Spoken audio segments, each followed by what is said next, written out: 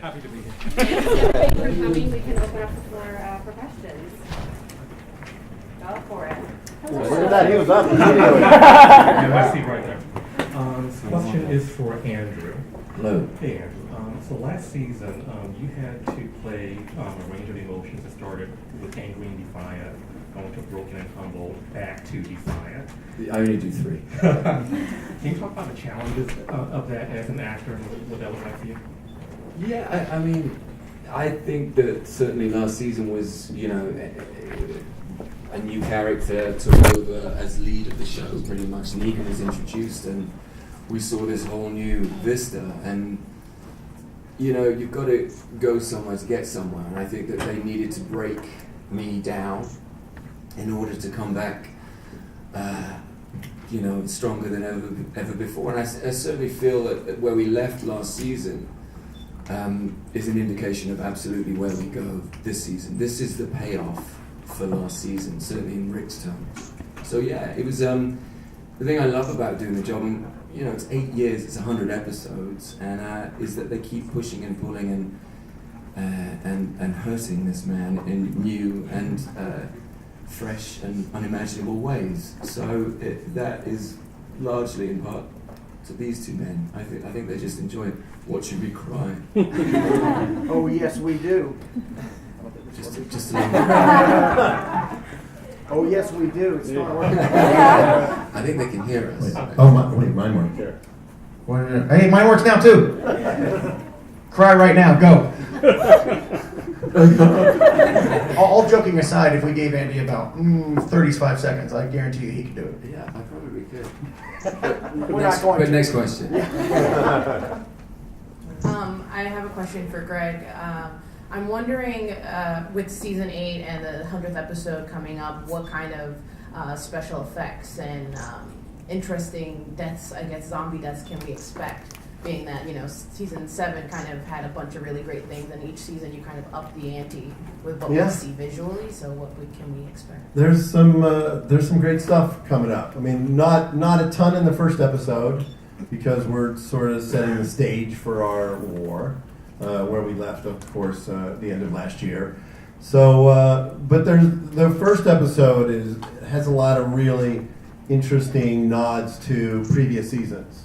So if you watch it and you know the show pretty well, you will see things that are direct callbacks to previous episodes, even as much as me shooting shot for shot a sequence that was in an earlier episode. So we went into it really, number one, wanting to give the fans something exciting, people that have been with us from day one, that can react to the show and feel like they've been rewarded by staying with us for 100 episodes. And the new fans and the new people that are going to watch the show will get a completely cinematic experience with a tremendous amount of amazing stuff going on. So I think we kind of covered it pretty well. But in terms of the walkers, we did some really great, really fun stuff this year, and there's a couple cool tribute walkers in there, and there's some great moments in the first 3 or 4 that I'm really excited about. Thank you. Thanks. There's scenes out of The Walking Dead that I feel you can take out of the show that still become universal, like the Nebraska scene. And most recently, I thought it was the best scene out of The Walking Dead was, you know, the Negan, Carl, Rick scene. So my question is to Andy, what does it take to deliver that kind of scene? I mean, I remember people joked about snot coming out of your nose or whatever, but like, do you go into Which I that? Who jokes about my snot? That hard names right now. Which I have to. Which country had a problem with my snot? We left that snot in for a very specific reason, because there have been other instances That's where the virus is. where the snot was digitally erased in previous shots, and when we did that take, Now you're a snotty man. we loved it. He knows this. Do you have a person that just looks out for my snot? Well, it's hard to miss. Sorry. All right, so this was a serious That was question, a and we serious just fucked it up. question. Sorry. It's okay. You know, we're very lucky that we have an amazing bunch of people that work in front and behind the camera, and I think one of the luxuries of this job is that you feel that you can fail. It's a safe space, you know, and it was established in the first ever episode with this gentleman here, who did all the heavy lifting. What, failing? No, snot. Oh, right. There you go. But I think that we just kind of got lucky, and it's one of these parts and environments that you get to, as an actor, they're sort of gold dust, because you get to flex your muscles. You get to not just talk about a procedural drama. You get to deal with big issues in life and death, and so you know, you get to do exercise. You get to work out as an actor, and in a crazy place. So the beautiful thing is, this season, more than any other, I've been really nervous about certain scenes. And to be nervous going to work after 8 years is a testament to the writers, really. So, Thank you. thank you. This question is for Robert. So you and Skybound signed an overall deal with Amazon. Mm-hmm. What are the chances you'll bring or ever develop a zombie-like show for Amazon? Zero. I mean, I've done plenty with zombies. Yeah, and that show or that deal doesn't preclude me from continuing to work on Walking Dead and Fear the Walking Dead as well. So yeah, I mean, I definitely wouldn't say I've had my fill, because I'm very much looking forward to Walking Dead and Fear the Walking Dead continuing for at least 30 or 40 seasons each. But yeah, I mean, for now, any new projects that I do will end up over there. I'll be 74 if we go to season 30. I can't wait. It's gonna be great. That hurt. Hey, directors work well into their 80s, Greg. Oh, all right. This one's for all to answer. What about this world makes you want to survive so much? Anyone? Which one? This world or the show world? That's a serious question. Oh, the zombie world. Oh, the zombie world. That's a good question. I think when you face a threat, you kind of. I mean, I don't think you can that any of the characters set out thinking they're going to be the ones that survive. I think one of the brilliant things about the characterizations in The Walking Dead, and one of the brilliant things for us as actors, is that people have evolved. If you go back, now that we're at the 100th episode, if you go back to the first season and look at who those characters were in the beginning, they're not, you know, you would not have picked out Carol, for example, as being the one that is most likely to survive, the one that Morgan describes as our greatest warrior. You wouldn't have picked her out to be that at the beginning, but that's what she's become. So I think it's, you know, if it all happened to us now, we don't know how we would survive the zombie apocalypse. We don't know what it would bring out of us. And that's been one of the things that's been most exciting about playing the characters, is that you get to discover them, you get to discover their strengths, you get to discover their desire to. And particularly in the case of Morgan, he's a man who believes that every day he's alive is a punishment for what he hasn't done. So you never know what your reason's going to be, and you never know what it's going to make of you. And I think that's one of the things that's been fascinating to discover and play. I think the world of the show forces each character to examine their values and what matters to them, and what the point of the whole thing is. Because you get into my character's been kind of like on his own a lot in his life, and then in the community he's kind of had been a bit outside, and is now coming more into it, and is being forced to examine who he cares about, what he cares about, why, and how far he's willing to go, and how to work with everyone together, which is really interesting, because it's very tough really to survive entirely on your own. At some point you're going to have to engage with other people, and this world forces you to do that. I see, I mean, this is kind of a deep thing about the show, but I honestly think that the show is just life times 100, you know, where death lurks around every corner, which it does for all of us anyway. And on the show it's just much more apparent. And it's a great way of heightening the sense of being alive and what it means to you. And so in approaching your character, this, you know, forces you to do it as well, actually, in your own life. It's pretty cool. Yeah, I know for Enid, like, she started off in a very different place than where she is now. She started off in a place where, you know, it was getting by and just surviving in any way possible. And there wasn't really, I don't think there really was a reason behind it necessarily. It was just survive somehow. Because the main thing that was keeping her going was her parents' death. And I think a lot of that changed though when she met like Glenn's character, and he brought up the fact that, you know, we survive for those people that can't anymore, those people that are lost. And I think that's changed a lot for her, because now not only does she live for her parents, but she also lives for these new relationships that she's made with these people, with Carl and Maggie. So it's really cool to see how her motivation has changed over the seasons. Cool. Hi guys. This question is for Caitlin. Oh, hi. Hi. Now that you're a series regular, may we be learning more about Enid's background? I know that you just said, you know, you have your relationships with Carl and Maggie, but when we first saw you introduced on the show, you did tease some about your parents, and then we really never got to see any more of that. Yeah, I know. I would love that. I would love to see more in her background, but I don't think necessarily this season. I think a lot of it's more of just her seeing her progress more into an adult and into a woman, pretty much. Because now, when we first saw her, she was kind of like this angsty teenager, you know, kind of closed off, had walls built up around her. But now we're seeing her become kind of like a strong warrior, and she's ready. She's trying to implement herself into the community in a bigger way, and get ready for battle. But I hope that one day we will learn more about her past. Because there's a lot we don't really know. There's a lot that I still don't really know.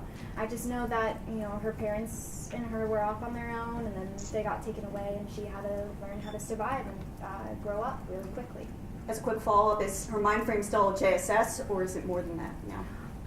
I think it's JSS, but it's for a different meaning, like what I said before. Now, it's not only just survive, you know, for yourself, it's I need to survive somehow for these people that are surrounding me, for the people that I love. Thank you.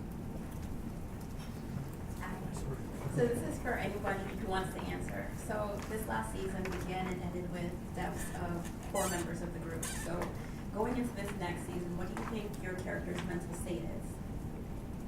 Well, I know that was a mess, but it doesn't matter because you never see that. Well, I'll start.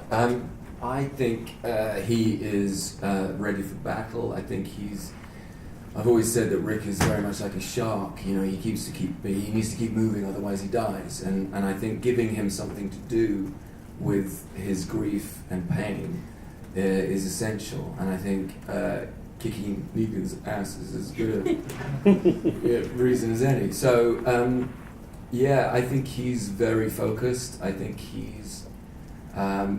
you saw him in the scene mirroring the beginning of that season on his knees, but a completely inverted Rick. He's a man that is willing to die, but he's free. He's basically, to all intents and purposes, I'm willing to put everything on the line, but I will never bow before you again. So it's a basically polar opposite Rick you see that begins this season, and I'm so happy to be playing that man and not last season's Rick. Ninja Cat is in the house, is what I'm saying. It's a hashtag. Hashtag Ninja Cat. I think for Enid, she's taken on a lot of what Glenn told her, and she's soaked a lot of that in, and she's trying to bring that into her life now, the wisdom that he showed her.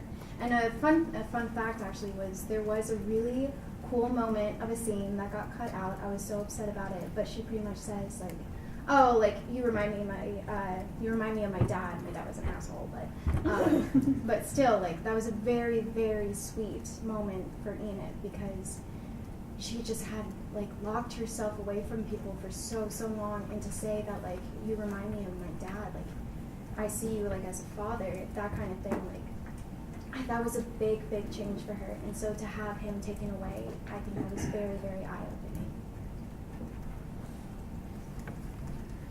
So to start down here, but maybe Avery can answer this, is that how do you feel the look of the show has evolved from episode 1 to episode 100 in terms of the DP and also the sound design as well?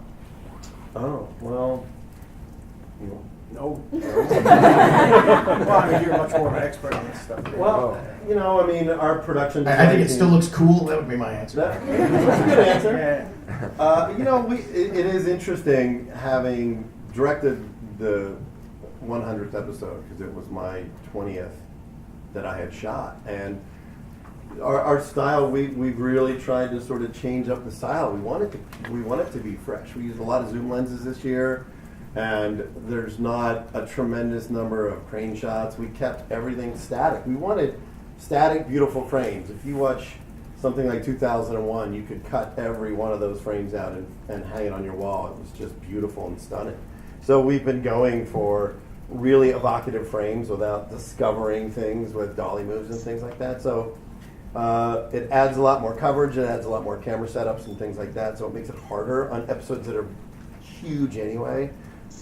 These have been the hardest episodes that we've ever shot this season because of just even the storytelling. You know, I mean, I know traditionally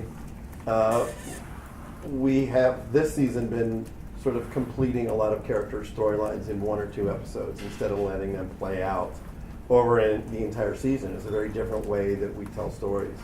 You know, our new production design team, visual effects, you know, I mean, we're constantly aware of what we've done in the past and always trying to top ourselves, which is hard, very hard to do.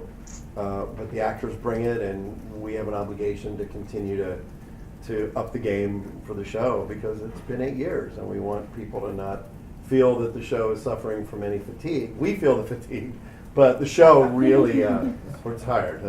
But the show really. We finished filming at 7 this morning. 7 this morning.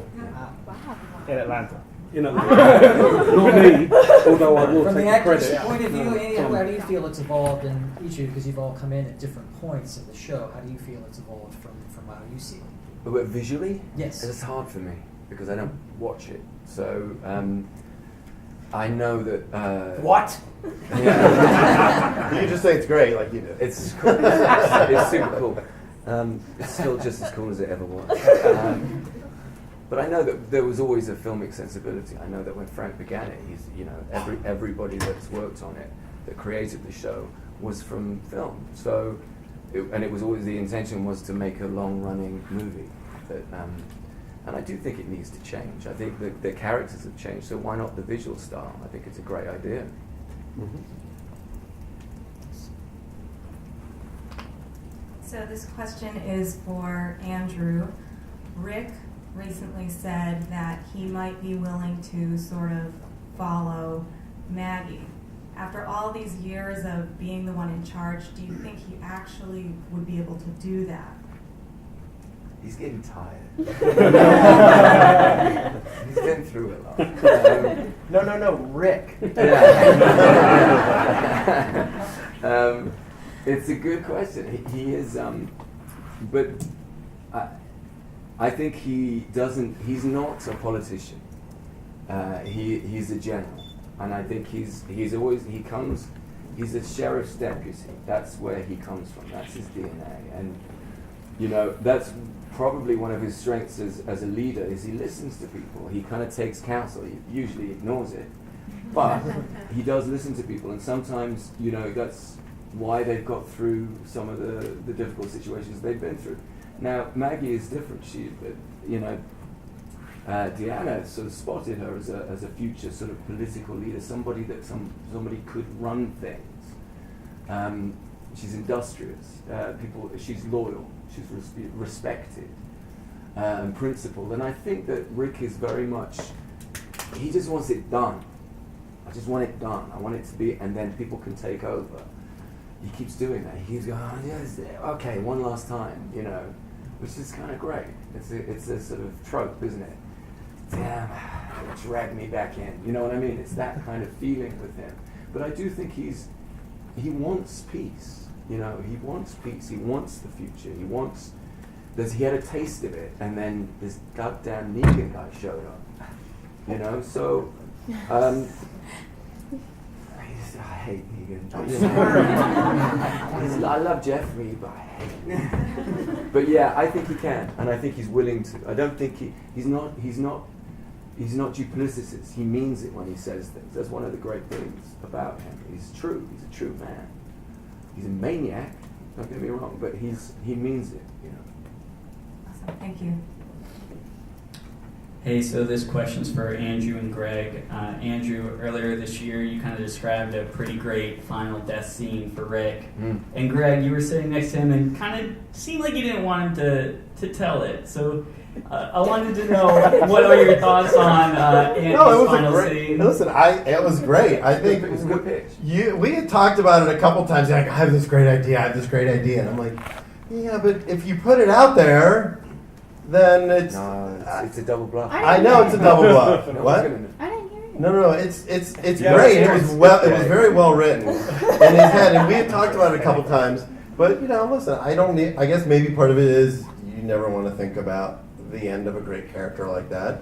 But he came up with a really good pitch. But sometimes we talk about things like maybe we shouldn't say it. We should wait for the right time to pitch it. But he was too excited. I couldn't help myself. He loved it. And he pitched it. So I sometimes get nervous in front of you guys and say things that I really regret. And that was one of them. That was it went great. Is that the one where you go in the room where the chainsaws are hanging from the ceiling? No, I'm saving that one. Why would you spoil that one? I'm sure these people haven't heard it. What is it? Which I one? want to hear it. The one No, you- I'm the not other going one. to do it again. Oh. Because we're shooting it in 3 weeks. Not okay. Thank you. I was going to begin my question by saying 100 episodes is a lot, but I don't think I need to tell any of you 100 episodes is a lot. But over the course of 100 episodes, I want to ask... I think it's only the beginning, but go ahead. the first third of the story. For your characters over the course of 100 episodes, if there was one take-back regret that your character had during that course, what would it be? That Morgan didn't put a bullet in his wife's head. I think it's his big regret. He'd be a different man today if he, I don't know. It's up to different people's opinion. If he loved his wife a little less, if he loved her a little more. I mean, the whole dilemma, the crux of the dilemma of Morgan's life is pulling that trigger or not pulling that trigger, and he didn't pull it for all the right reasons, and he should have pulled it for all the right reasons, and his boy would be alive now, and his heart would be a little less broken, and he would be a different man. So, good question, easy answer. Thank you. I can't stop that. Nailed it. For anyone who cares to answer, are there any big moments from the comic that you wanted to see on the show, but for one reason or another they didn't make it to the screen?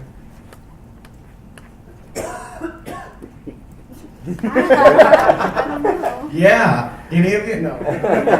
This is where we find that none of them have ever read the comic. Well, I stopped when they chopped my hand off, man. I'm not reading this anymore. I don't want to lose my arm. Yeah, that's the part I missed. I wanted his arm gone. You know what? That's true. That is the one thing that I've been campaigning for a long time, for them to chop my arm off. And then all that happens is the special effects department just starts sucking their teeth. And it's going to cost a little bit of money if we take it off. Because we took, Herschel's leg off. That, he had a green sweaty sock on his leg in the Atlanta For a year and a summer. It was not nice, to be honest. I mean, doing scenes, I looked kind of miserable. And We buried his leg. Smell. We buried his leg a couple times. Yeah, we did. There was We a did? great. We did. There was a horrific moment. Listen, for me, the moments I remember in the comic book are the splash pages of seeing Lori and the baby killed when the governor attacked, or when Herschel's daughters are killed by one of the inmates. Thomas, I believe it was. Thomas at the prison. I remember reading those, and I remember just being horrified by just the brutality of those. And clearly, we've shied away from some of those moments. But those moments, and I remember when we shot the bit with Shane coming back as a walker, and there was discussion about. I remember us being on the phone and talking about Carl shooting him versus how he got killed, because in the show, Rick kills him and then Carl shoots him as a zombie. And then the comic book, it was slightly different. I'm trying to remember. Yeah, well, the comic book, Carl Carl shot Carl him and kills killed him. him. Yeah. And then Rick goes and digs him up later when he finds out that Shane is at the bottom of a grave, alive as a zombie. So I remember in season digs 3 him up and put him out of his misery. when we were talking about that. And I gosh, remember calling burying Bernthal would have been so much fun. Yeah, I tell you. but I remember thinking that it was very powerful that Carl was the one that killed Shane, and it changed. And I remember us talking about it. And what we ultimately ended up with in the show was also equally fantastic because of what Andy and John did. But I remember just those certain panels that you see that stick with you, like Glenn, and we did that one, but the other ones that we didn't do, obviously. But good question, thank you. And we're going to have time for one more question, but for those of you that are waiting, we will have the second group coming in, so you guys can ask the questions first for the next round. So take a look. Pressure. Andrew, there's a lot of interest in Rick's beard. People want to purchase it? Yeah. Well, Norman Reedus told me once he's got a beard of yours in his fridge. I don't know. So does he. So right. everybody kind of seems to have my beard. We've recently seen a new incarnation of Rick's beard in the trailer. Old Man Grimes. Yeah, future Rick. So, did you... Okay, could you... What would you like to know about that beard? I would like to know... That was me before I had makeup. You You had a little help. Whether you had a little help with it, whether you liked it, and whether it reflects Rick's state of mind. So the first one was whether I had a little help.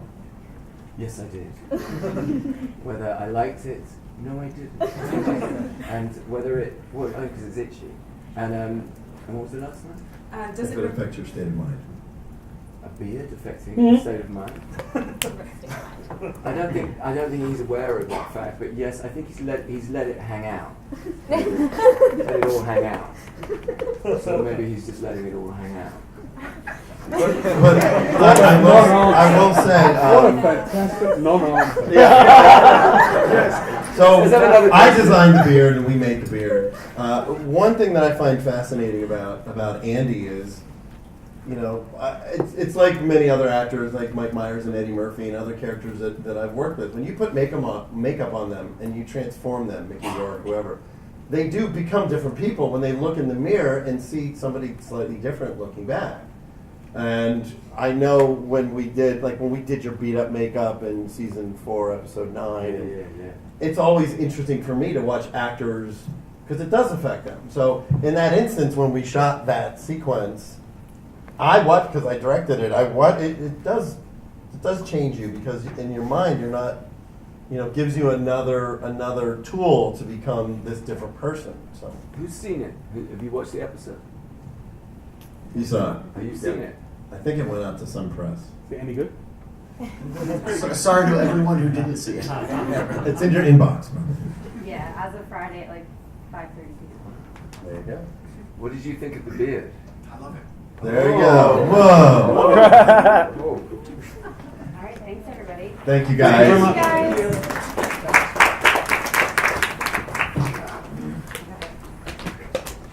I'm just not good at standing up.